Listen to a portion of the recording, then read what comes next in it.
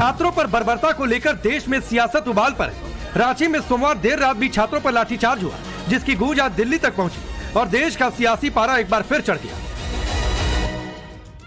सड़क से संसद तक सियासी संग्राम शुरू हुआ। एनडीए के सांसदों ने पोस्टर लेकर मार्च निकाला और फिर कांग्रेस और राहुल को टारगेट पर लिया। राहुल गांधी जी के कान पूरी तरीके से बंद हैं। रांची के छात्रों की गूंज उन्हें सुनाई नहीं दे रही है, क्योंकि उनके कान में लेफ्ट साइड के जो ईयरफोन है वो दोनों तरफ लगे हुए हैं और उसकी ट्यूनिंग जो अब्रॉड से होती है, इतनी लाउड ट्यूनिंग हो रही है कि रांची के छात्रों की गूंज उन्हें सुनाई नहीं पड़ती है। जिस दिन बच्चों पर लाठीचार्ज हुई उसी शाम को उन्होंने खंडन किया। प्रधानमंत्री मोदी जी की तरह 2 हफ्ते बाद इंस्टाग्राम का रील नहीं बनाया।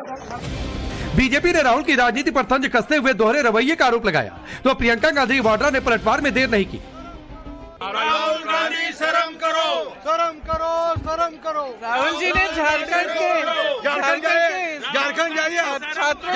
नहीं गए? दिल्ली में छात्रों पर लाठीचार्ज को लेकर बेहद आक्रामक रही कांग्रेस के सामने अब सवाल रांची लाठीचार्ज का है। इसे लेकर जब सवाल मल्लिकार्जुन खड़गे से हुआ तो उन्होंने इसे अलग मुद्दा करार दिया।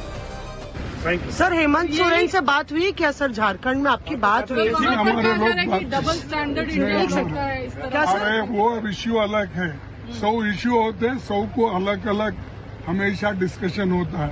क्या 100 सभी मुद्दे लाकर एक ही दिन करते हैं? सर, अपने नेताओं को बोला है बात करने के लिए वहाँ हेमंत सोरेन? खड़गे तो गोलमोल जवाब देकर निकल गए, लेकिन इसी बीच बड़ी खबर ये भी आई कि केंद्र सरकार चढ़ावा चोरी के मुद्दे पर भी सीधी चर्चा को तैयार है। अब बीजेपी राहुल और कांग्रेस से सवाल पूछ रही कि गृह मंत्री अमित शाह खुद सदन में हर सवाल की धज्जियां उड़ाने और जवाब देने के लिए खड़े हैं, तो कांग्रेस और उसके सिपा सालार चर्चा के बजाय वॉकआउट का रास्ता क्यों चुन रहे हैं?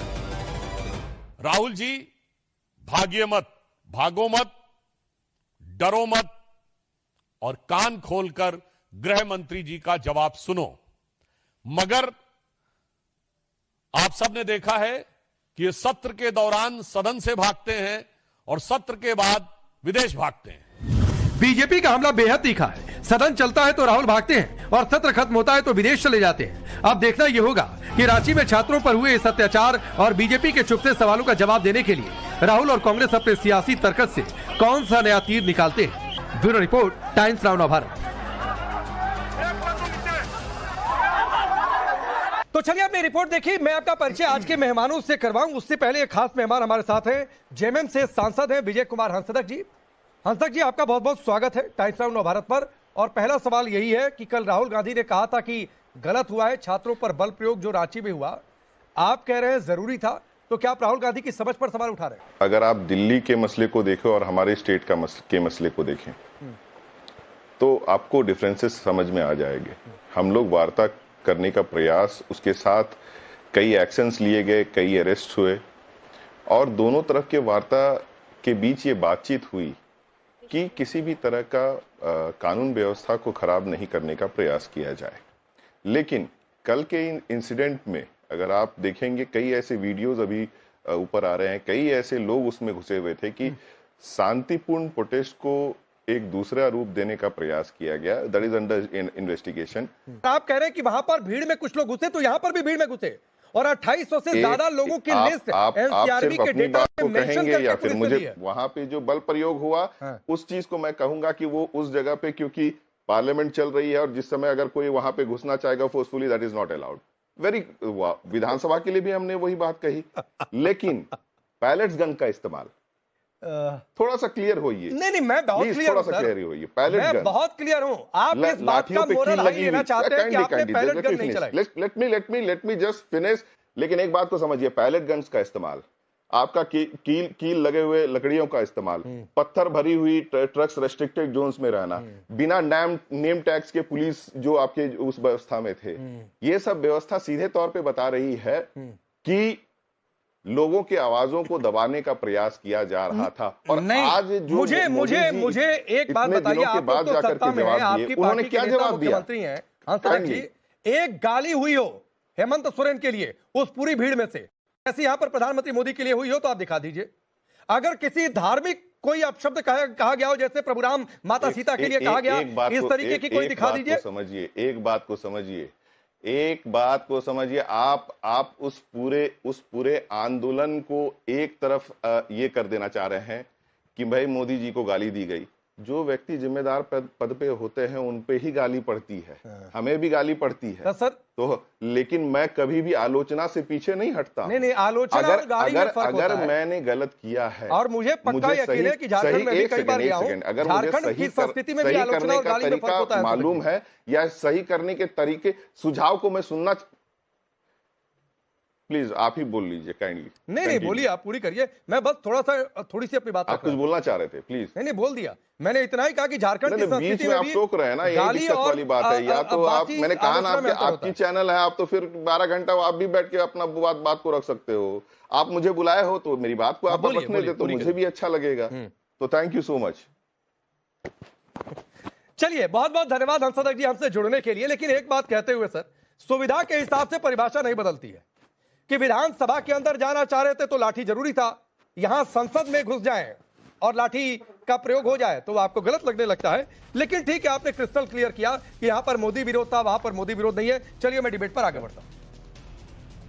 तो चलिए, बाकी मेहमानों का परिचय मैं आपसे करवाता हूं। धनंजय गिरि जी, भारतीय जनता पार्टी के नेता और प्रवक्ता, शुभरास्ता पॉलिटिकल एनालिस्ट के तौर पर, निगत अब्बास, कांग्रेस पार्टी के नेता और प्रवक्ता, अमीक जमेई जी हैं, समाजवादी पार्टी के नेता और प्रवक्ता, और विजय कुमार हंसदक जी से बातचीत तो आपने सुनी ली। अब निगत आपसे शुरू करता हूं। आपके प्रेसिडेंट ने कहा कि रांची वाला इश्यू अलग है और इश्यू अलग है, दबाव में है, इसीलिए शायद चर्चा नहीं चाहते हैं। बीजेपी कह रही है कि भाग रहे हैं राहुल गांधी।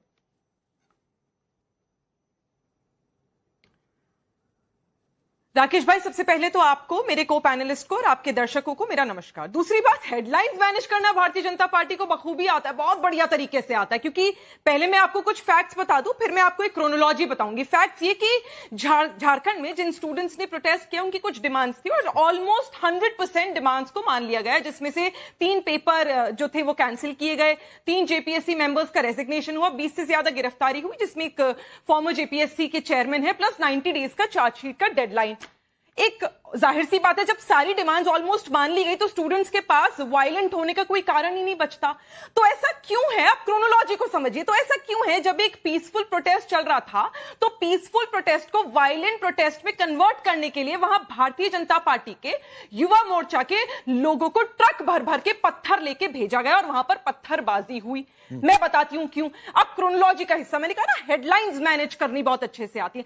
हेडलाइन मैनेज करनी थी कि झारखंड में लाठियां चल गई, ये इन्हें हेडलाइन मैनेज करनी थी। क्योंकि हेडलाइन तो मेरे भाई राकेश भाई आज ये होनी चाहिए थी कि 21 जुलाई से देश के प्रधानमंत्री और देश के गृह मंत्री मोदी जी और अमित शाह जी सदन से गायब क्यों हैं। 100 करोड़ से ज्यादा देश के टैक्स पेयर्स का पैसा सदन को चलाने में लग गया, एमपी के अलाउंसेस अलग हैं।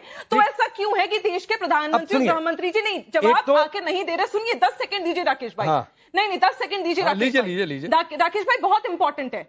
10 सेकंड इसलिए दीजिए क्योंकि आज भी देश की जनता, यूथ और विपक्ष एक सवाल पूछ रहा है कि पैलेट गन्स छात्रों पर चलाने का आदेश किसने दिया, AK-47 चलाने का आदेश किसने दिया और क्यों स्टूडेंट्स को अपराधी की तरह ट्रीट किया गया। अब राकेश भाई, बहुत इंपॉर्टेंट बात, असल में क्या है ना, इसलिए गायब है देश के प्रधानमंत्री और गृह मंत्री जी क्योंकि प्रधानमंत्री का 5 बजे का स्लॉट बुक रहता है जब वो पार्लियामेंट आते हैं। अब सुनिए, मैडम सुनिए, बोलने का, एक तो एक कहावत है, चैनलों पर चलने का, निगत जी एक कहावत है, तो देश का निगत जी एक कहावत है, प्रधानमंत्री, सुनिए मैडम, सुनिए मैंने आपको सुना, अनइंटरप्टेड सुना निगत अब्बास। एक कहावत है, सुनिए निगत जी सुनिए, एक कहावत है, जिसका काम उसी को भावे और करे तो गोता खावे। आप समझती होंगी। तो हेडलाइन लिखना हमारा काम है, पत्रकारों का काम है। अब मैं आपको बताता हूं कि ये क्रोनोलॉजी में आप कहां फंस गए। जैसे दिल्ली में मुख्य मांग क्या थी, मैं आपको अब सुन लीजिए, मेरी पूरी बात सुन लीजिए। आपको नहीं, मैं नहीं कह रहा हूं कि आप मुझे व्यक्तिगत तौर पर कह रही हैं, मैंने एक कहावत कही। अब देखिए मामला कहां पर फंसा। दिल्ली में मुख्य मांग क्या थी, धर्मेंद्र प्रधान का इस्तीफा हो, यहीं पर मामला फंसा हुआ था। रांची में मुख्य मांग क्या है कि सीबीआई जांच हो, मामला यहीं पर फंसा हुआ है। आप कह दीजिए हमने सारी मांग मान ली, दिल्ली में सरकार सारी मांग मान लेती और धर्मेंद्र प्रधान का इस्तीफा नहीं होता तो यह कभी नहीं खत्म होता आंदोलन। धर्मेंद्र प्रधान का इस्तीफा हुआ, आंदोलन खत्म हुआ। ऐसे ही वहां पर है कि सीबीआई जांच हो, सीबीआई जांच मान नहीं रही है सरकार। और जानकारी है कि एक और मांग है, जो सीजीएल की परीक्षा है वो भी पूरी तरह से रद्द नहीं हो रही है। ये जो 2 मुख्य मांगे, पूरी दुनिया की बातें मान ली, जो मेन मांग थी उसको छोड़ दिया। नहीं, कोर्ट के ऑर्डर्स के लिए सीजीएल की परीक्षा की आप चर्चा कर रहे हैं, आप कह रहे हैं कि कोर्ट के ऑर्डर्स का उल्लंघन कर दिया जाए। अभी वहां पर जॉब्स लग चुकी है, सक्सेसफुली CBI लग चुकी है, कोर्ट ने कहा है, CBI उसमें सरकार इंटरवीन नहीं कर सकती, पहली बात, और अभी जरूरत भी नहीं। दूसरी बात आपने सीबीआई जांच की कही, अभी सीआईडी का इन्वेस्टिगेशन चल रहा है, 90 डेज का एक विंडो दिया गया, डेडलाइन दी गई है, चार्ज। तो मैडम यहाँ पर भी विंडो था, थोड़ा सरकार कह तो रही थी, स्टूडेंट्स को आपत्ति नहीं, सरकार कह तो रही थी कि हम बातचीत कर रहे हैं, विंडो तो यहाँ पर भी दिया था, लेकिन शर्त तो यही थी अभिजीत दीपके की, इस्तीफा से कम कुछ भी मंजूर नहीं। आपकी पार्टी भी कह रही थी इस्तीफा।